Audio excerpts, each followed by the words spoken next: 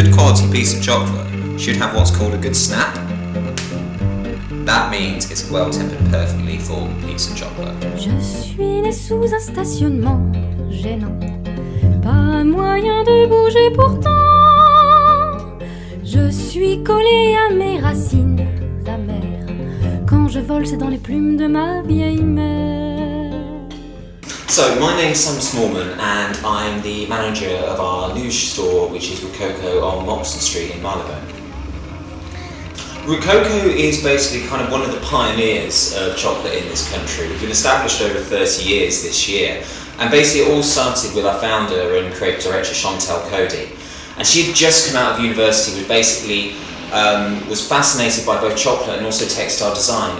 Basically, chocolate actually has more individual notes than any other foodstuff in the world.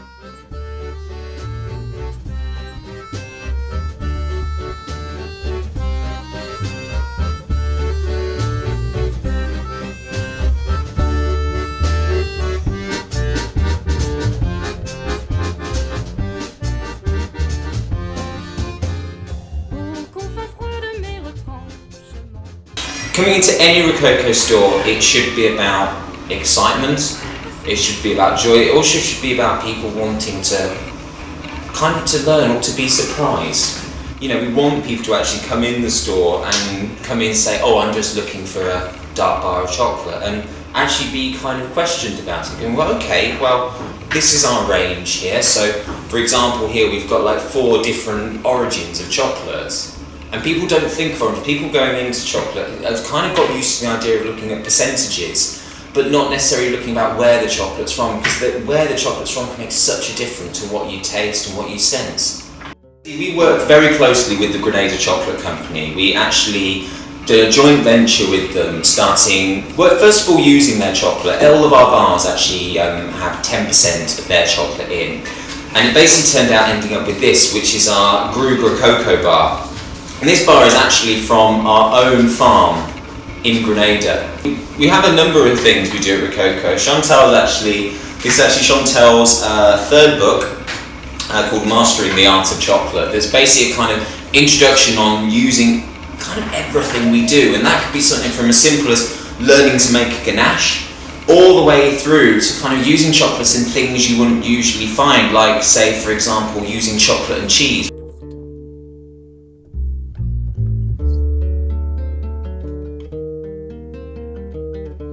Obviously I've talked a lot about chocolate and we kind of know I'm quite passionate about it, but obviously the truth's in the tasting. So what I'd like to do now is just take you through kind of a little bit of the selection of what we do and also invite you to try a little piece. So the first chocolate we're going to work with is probably our biggest seller. It's our Anglesey Sea Salted Caramel, which is this one, little one here. Now basically this chocolate has a combination of caramelised milk chocolate done with Anglesey sea salt blended through and then just dusted with cocoa powder on top. So this is called a calamansi lime caramel. Calamansi is a Malaysian lime. It's a little bit it's not as soft as regular lime, it's got a sharpness to it, but what we're doing is we're blending that with the caramel. So you get this amazing kind of slight sharpness but sweetness at the same time. Now this one here is a milk chocolate, as you can probably see, and that's done with strawberry and rhubarb. So what you've got is that, oh, do you know what, I'm going to do it myself so I can show you. It's not bad. So if you look inside, you basically do a layered ganache.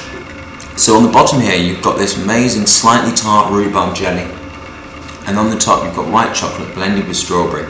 The last one I'm going to do is actually been voted, I'm very proud to say, as the best praline in Europe at the moment.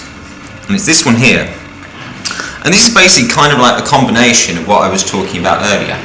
This is a salted toffee, crunchy praline.